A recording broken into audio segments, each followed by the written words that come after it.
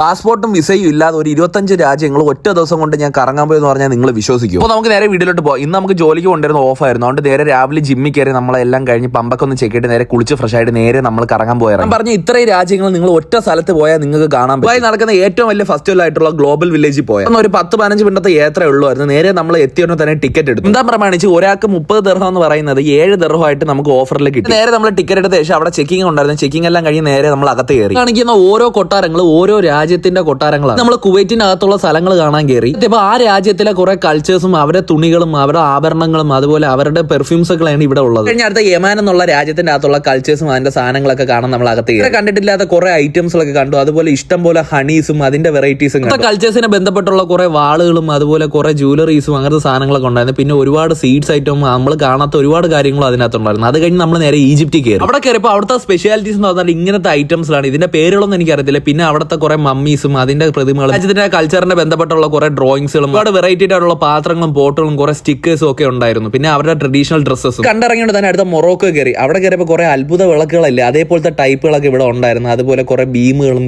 അതേപോലെ ട്രഡീഷണൽ നല്ല അടിപൊളി ഡ്രസ്സസുകളും കാർപ്പറ്റ്സുകളൊക്കെ ഉണ്ടായിരുന്നു. ഡീസിന്റെ ഉൾപ്പെടെ അടിപൊളി ഡ്രസ്സസ് ഇവിടെ ഉണ്ടായിരുന്നു. അതുപോലെ അത് കഴിഞ്ഞ് നേരെ നമ്മൾ സൗദി അറേബ്യ കയറി. ഹൈലൈറ്റ് എന്ന് പറയുന്ന കുറെ പെർഫ്യൂംസുകളും അതുപോലെ കുറെ പർദ്ദകൾ അങ്ങനത്തെ ടൈപ്പുകളുള്ള ഡ്രസ്സുകളൊക്കെയാണ്. അത് കഴിഞ്ഞ് നേരെ നമ്മൾ ഇന്ത്യയിൽ കയറി. ഏറ്റവും കൂടുതൽ ഭയങ്കര പ്രൗഡി ആയിട്ട് നിൽക്കുന്നത് നമ്മളെ ഇന്ത്യയാണ്. ആ ആനക്കുട്ടീനെയൊക്കെ എടുത്ത് ഫ്രണ്ടിലെടുത്ത് വെച്ചേക്കുന്നത്. പിന്നെ ഇവിടുത്തെ മെയിനായിട്ടുള്ള കാര്യങ്ങളൊക്കെ എന്ന് വെച്ചാൽ കുറെ ബാഗുകളും നല്ല സാരീസുകളും നമ്മളെ ട്രഡീഷണൽ ആയിട്ടുള്ള ഒരുപാട് കാര്യങ്ങൾ. അത് കഴിഞ്ഞ് നേരെ നമ്മൾ ഇറാനിൽ കയറി. സ്പെഷ്യാലിറ്റി അടിപൊളിയായിട്ടുള്ള വലിയ പോട്ടുകളും കുറെ ജ്വല്ലറീസും അതുപോലെ കുറെ മുട്ടായികളും ഉണ്ടായിരുന്നു. ഒരുപാട് ടൈപ്സ് നട്ട്സുകളും ഉണ്ടായിരുന്നു അവരുടെ രാജ്യത്തിന്റെ. പിന്നെ ഒരുപാട് ഡ്രസ്സുകളും അങ്ങനത്തെ കാര്യങ്ങളൊക്കെ ഉണ്ടായിരുന്നു. പിന്നെ ഇവിടുത്തെ കുറെ രാജാക്കന്മാരെ എന്നാണ് തോന്നുന്നു ഇവിടെ വെച്ചേക്കുന്നത്. പിന്നെ അതായത് ഏകദേശം വൈറ്റൊക്കെ ആയപ്പോൾ അത്യാവശ്യം ലൈറ്റൊക്കെ സെറ്റ് ആയി തുടങ്ങി. ഇവിടെ ലൈറ്റൊക്കെ വന്നപ്പോൾ നല്ല ഭംഗിയുണ്ട് ഇവിടെ ഇപ്പൊ കാണാൻ. അപ്പുറത്തെ ഗെയിം സെക്ഷൻ ഒക്കെ ഉണ്ടായിരുന്നു. അങ്ങനെ നോക്കിയപ്പോൾ ഈ ഒരു അഡ്വഞ്ചർ കണ്ടു. പ്രത്യേകത എന്ന് വെച്ചാൽ ഇതിന്റെ കൂടെ തന്നെ ക്യാമറ അവർ സെറ്റ് ചെയ്തിട്ടുണ്ട്. അപ്പൊ നമുക്ക് ഈ സ്ക്രീൻ വഴി കാണാം അവരെ എക്സ്പ്രഷൻസ് മൊത്തം. നല്ല രസമായിരുന്നു ഇത് കാണാൻ. പിന്നെ അതെല്ലാം കണ്ടേശം നേരെ നമ്മൾ അടുത്ത തായ്ലാൻഡിൽ കയറി. തായ്ലാൻഡിൽ തന്നെ അറിയപ്പെടുന്നതെന്ന് വെച്ചാൽ മസാജിങ് ആണല്ലോ. പിന്നെ ഇവിടുത്തെ മെയിൻ പ്രത്യേകത എന്ന് വെച്ചാൽ ഇവിടുത്തെ കുറെ ഫ്രൂട്ട്സുകളൊക്കെ ഉണ്ടായിരുന്നു. കുറെ കപ്പുകളും പിന്നെ കുറെ ആയുർവേദിക് മെഡിസിൻസും അതൊക്കെ ഉണ്ടായിരുന്നു. പിന്നെ നേരെ നമ്മൾ റഷ്യയിൽ കയറി. കുറെ പാവക്കുട്ടികളും വെറൈറ്റി ഐറ്റംസ് ഒക്കെ ഉണ്ടായിരുന്നു. കണ്ടു കഴിഞ്ഞ് ഇറങ്ങി നേരെ അമേരിക്ക കയറി. ഇവിടുത്തെ വാളിലൊക്കെ അടിപൊളിയായിട്ടുള്ള ഡ്രോയിങ്സ് ഒക്കെ വരച്ചിട്ടുണ്ട്. പിന്നെ ഒരുപാട് ഡ്രസ്സുകളും രാജ്യത്തിന്റെ കൾച്ചേഴ്സ് ഒക്കെയാണ് ഹൈലൈറ്റ് ആയിട്ട് എല്ലാത്തിലും കാണിച്ചിരുന്നത്. പിന്നെ നേരെ അഫ്ഗാനിസ്ഥാൻ കയറി. അവിടെ നോക്കിയപ്പോൾ കുറെ അവിടുത്തെ കൾച്ചറിലുള്ള ഒരുപാട് ജ്വല്ലറീസും കുറെ ക്ലോത്ത്സും. അത് കഴിഞ്ഞ് നേരെ നമ്മൾ ജപ്പാനിലേക്ക്